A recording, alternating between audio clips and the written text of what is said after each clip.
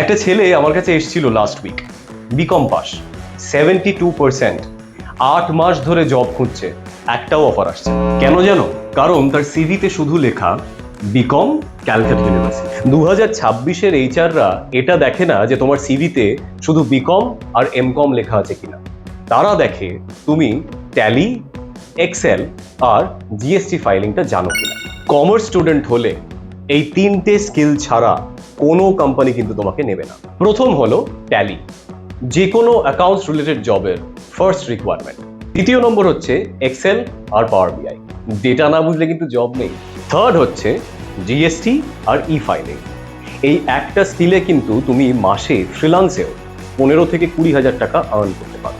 একটা কথা মন দিয়ে শোনো, ডিগ্রি তো সবারই থাকে, কিন্তু জব পাবে সেই যার কাছে মিনিমাম এই 3টে স্কিল আছে।